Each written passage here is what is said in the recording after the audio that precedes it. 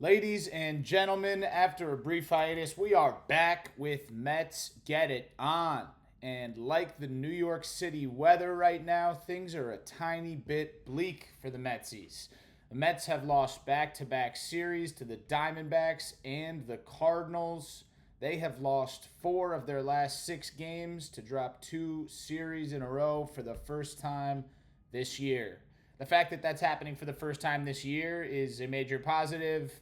Don't get me wrong, we have a solid lead in the NL East. Things are going very well. And of those 4 losses, they lost those 4 games by 5 total runs. So I think they've gotten a little bit unlucky. And I think, look, we're going to run into adversity at some point this year. Good that it's happening in early May. So let's dive into game 1 of this series, the game that we all love to watch of this series. Our guy with the kick change, the converted Yankees closer, Clay Holmes, was on the dish. Struggled a little bit early, but overall had a decent outing, going 6 innings, giving up 3 earned runs. Now, most of the runs that he gave up came early. He gave up 3 runs in the first 3 innings. Then he fully settled in to that line that I just told you. Clay is now 4-1 with a 2.95 ERA for the season. Wow, what a steal that contract is looking like at $13 million a year. My all-star prediction still looks like it's possible, and David Stearns is being David Stearns. So, Mets had been down, and in the 5th inning, with the Mets down 3-2, Pete Alonso crushes a 2-run homer to center, which gives the Mets a 4-3 lead at the time. Then, in the 7th inning, Brandon Nimmo rips a solo homer himself. Mets are cruising. Francisco Alvarez went 3 for 5 with 3 ribbies. Mets win the opener 9-3. It looks like we are owning the Cardinals. We are now 5-0 on those Cardinals, but it was all downhill from there. On Saturday, unfortunately, the game got rained out, which was a real shame, so the Mets had to move to a doubleheader. Usually when you're thinking of a doubleheader after you've won the first game, it's kind of a house money situation. You have a very good chance of taking 2 out of 3. Very tough to sweep a doubleheader. So, who are the Mets pitching in the first game of that doubleheader? It is the MLB debut of rookie pitcher Blade Tidwell. I've been really excited to see this guy. I've heard he has nasty stuff. And look, Tidwell does have a great fastball, upper 90s fastball. He seems pretty unflappable on the mound. He's got kind of great confidence. Keith Hernandez was giving him a shout out for his old school moxie. But he just lacked command, and he doesn't quite fully, it seems, know how to control his stuff. He gives up 6 earned runs in 3 2/3 innings. I think he pitched a lot better than that line looks like, but hey, that is a hellish line. So, yeah, you'd like to hope he pitched better than 6 earned runs in 3 2/3 innings if we have a promising future for him. Anyways, heading into the 6th inning, the Mets were down 6-2. Things looked extremely ugly, but they were not going to go away quietly. This team does, the one thing you can't say about them is that they give up. These guys have no quit. In the 6th inning, Jeff McNeil leads off the inning with a walk. Alonso and Acuna rips a single, and after an out, Lindor drives in a run on a fielder's choice. Now, with 2 men on, Juan Soto gets called out on an absolutely baloney strike 3 looking to end the inning. This was a tough time for Soto. This whole day was a tough day.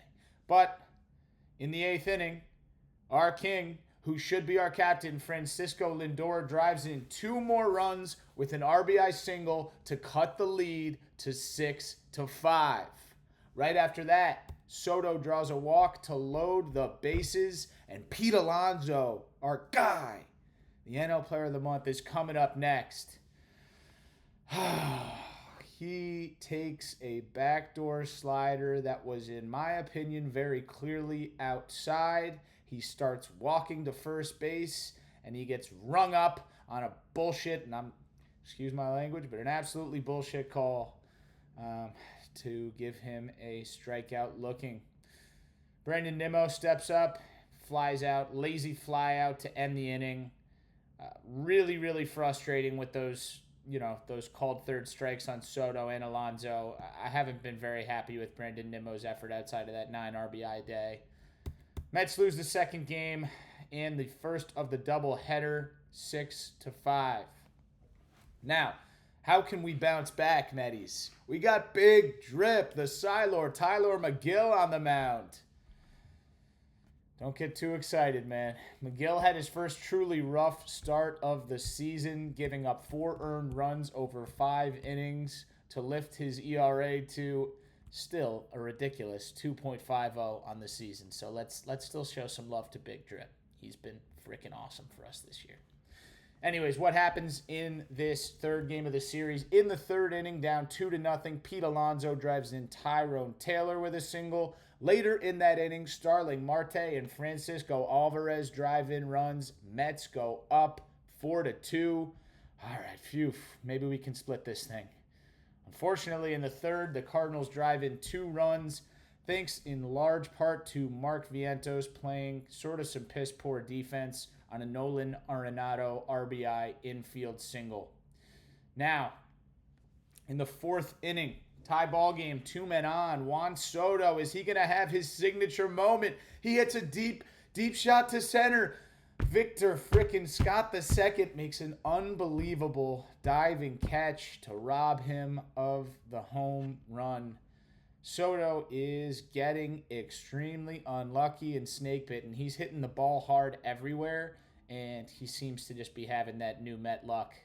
And I'm confident things will turn around. He's actually putting up decent statistics. It just, in these dramatic spots, he seemed to get pretty unlucky. Anyways, Scott, after making that unbelievable catch, doubles to center in the 6th inning off of Max Kranick, and the Marlins take a 5-4 lead. Aye. In the 8th inning, Juan Soto is back up. He hits a pop-up. Looks like it's heading foul. Nolan Arenado dives into the netting onto a family of 4 with 2 kids and makes one of the craziest catches I have seen in a very, very long time out of a third baseman. And Soto continues to get absolutely freaking robbed. The last 9 Mets of the game go down in a row, and the Mets get swept in the doubleheader, losing 5-4. Tough. When you hear about those 2 games, both of those games, super, super winnable games. Games against the Diamondbacks, with the bases loaded, great opportunities, super winnable games. They're just going through a little rough patch of luck right now. But we need to give you our yeah, baby. And who gets our yeah, baby but Luis Angel Acuna, looking every bit his brother's brother. He was named the NL Rookie of the Month for April. His batting average is now up to .298 on the season. He's got a .355 OPS. He's got 8 stolen bases. This guy is a freaking magician in the field. He's been nasty at second base, insane range. You can plug him at third base. He's looked great at third base. And this guy, the thing I freaking love the most about Luis Angel Acuna, he isn't scared of shit. He is not afraid of the moment, and he is never gonna, be afraid or scared of the situation that he's in. He can create runs with his feet. He's just a trickster, and I am so glad to have him. There's not that many great National League rookies this year. We'll see if he can stick in this race. Winning the first month is pretty dang impressive. We were expecting that breakout to come from Beatty, and the breakout is actually coming from Acuna. So definitely exciting. It's been a really strong start for him. So Luis Angel Acuna, yeah, baby. Now, on the negative side, the man who needs to behave. Hate to do this because he is definitely one of my favorite players on the team and a cult hero from last year, but Mark Vientos is batting .133 with runners in scoring position. He's missing plays at third base. He's costing us a good amount of runs with his defense. I love this guy, and nothing happens in last year's playoffs without Mark Vientos. But behave, Mark. We got to get your confidence back, man, because we really need you. We really need a cleanup hitter or a 5-hitter or just you or Nimmo to step up. But behave. Now that we've gone through just over a month of the season, I want to talk about, our most valuable starting pitcher, our most valuable reliever, and our most valuable hitter and MVP.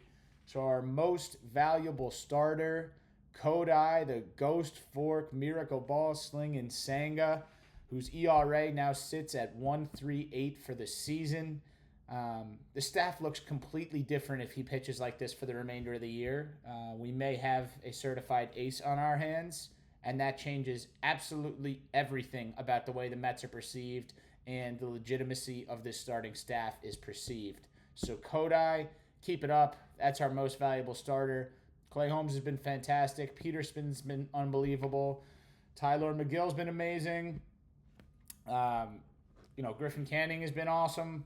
Everybody's pitched amazingly, but Kodai stands out in a sea full of shining pitchers. Most valuable reliever on the season. Max Kranick's been solid, but I have to go Reed Garrett, man. He has given up just one earned run all season, and it just came last series. He has a .63 ERA over 14 1/3 innings pitched with 16 strikeouts. He's been flat out our best reliever. They've put him in tight situations. He's stepped up every time. I'm so stoked about this guy. I'm pretty sure I predicted he would be our setup man by the time everything was said and done. And yeah, there is no doubt he's in a position to do that, if not more. So, Reed Garrett, you've been unreal, man. Last year, he would always celebrate with crazy fist pumps and screaming energy. And this year, he's just acting like he's been here before, and that's really cool to watch. So, Reed Garrett, hell of a job so far. Where would we be without our most valuable hitter and our MVP, potentially the National League MVP so far, Pete Alonso, who's batting .344. That is absurd to think Pete could do that. With 8 homers, 31 RBIs. He's got a 1.124 OPS, which is second in all of baseball to a man, Aaron Judge, who is ungodly at this moment. He is tied for second in all of baseball with a 2.4 WAR behind that same Aaron Judge. And that 2.4 WAR that I mentioned, he has that through May 4th, right? All of 2024, he had a 2.6 WAR. So he is literally almost outdone himself for the full season in just over a month. What a freaking start for Pete. And I hope you get paid, man. I hope you're a Met for life. We love you, man. So let's look ahead to the upcoming series. We are facing off against the Diamondbacks again. Just saw these freaking guys. Unbelievable. But this is going to be the Midnight Mets. We are out in Arizona. And game 1, we've got our guy Griffin Canning, who's 4-2 with a 2.61 ERA. He has been amazing for us. Can he keep it up against this dangerous Diamondbacks lineup? And they have Ryan Nelson, who is filling in for the injured Corbin Burns. Got an over 5 ERA. This is his first kind of real start and taking time over. So really good opportunity to take the first game of the series. Hopefully Griffin Canning does not turn into a pumpkin because I'm loving this Cinderella run. Game 2, David Peterson, 2-1 with a 3.06 ERA on the season. Takes on frickin' Zach Gallen, the same matchup we had last week. Unbelievable. Gallen is struggling at 2-4 with a 4.93 ERA, but pitched really solidly against us last week. This is going to be a tough one, but Peterson typically gets a lot of run support. Hopefully we can pull it out. And the one I feel most confident in, Kodai Senga, the Ghost King, taking on Merrill Kelly, who's 3-1 with a 4.06 ERA. We just need to take 2 out of 3. Take the series. Get the vibes rolling again. I don't want to be posting, podcasts from the dark and dreary New York when the Mets are losing back-to-back series. Let's get this freaking team back to the top record in baseball. Let's get our pen fixed up and clean again. Guys, thank you for tuning in. I am telling you, I'm going to be more consistent for the next few series. Please go like and subscribe to my show on YouTube, on Spotify, on all platforms you can find me. I really appreciate the support. I need that push to keep pushing and growing. And love all you guys.